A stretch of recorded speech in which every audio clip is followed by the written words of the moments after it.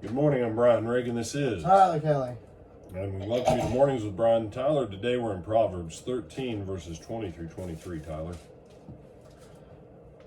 He who walks with wise men will be wise, but the companion of fools will be destroyed. Evil pursues sinners, but to the righteous good shall be repaid. A good man leaves an inheritance to his children's children, but the wealth of the sinner is stored up for the righteous. Much fruit is in the fallow ground of the poor, and for the lack of justice there is waste. All right.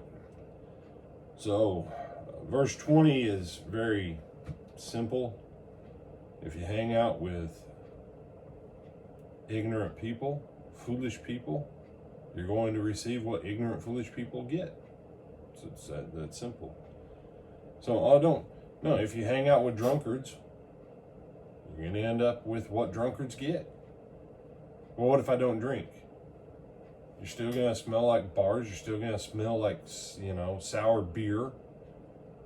And everything in your life is going to be, what associates with that. It is what it is. The opposite of that, if you spend time with the wise and you do the things of the wise, guess what? You get the benefits of being wise. It's not that hard.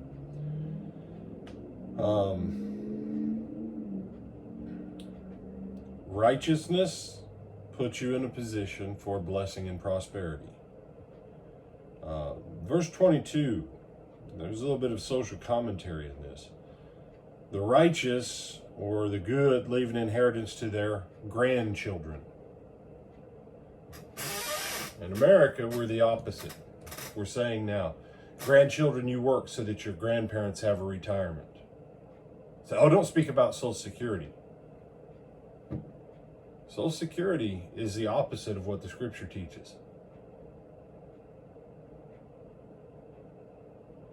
The government takes money, puts it in an account, and then every so many years, they drain all the money out of that account, and they say, how are we going to fix Social Security? There's not enough money there. Well, quit stealing from it.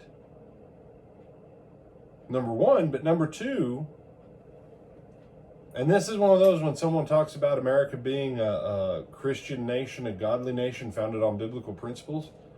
Well, not by the time the 1930s and 40s came. You set up a system that the children and grandchildren and now great-grandchildren are working to pay for government-funded retirement. And God says the righteous leave an inheritance for their grandchildren. Oddly enough, not their children, for their grandchildren. And then verse 23, the field of the poor may yield much food, but is swept away through injustice. And again, what we've done in our country, in our day and our time, we've given the poor no incentive to yield a harvest from their field. And on top of that, through injustice, we sweep it away. So, some other thoughts on this? No, sir. With that, I'm Brian Reagan. This is Tyler Kelly. We bid you good morning.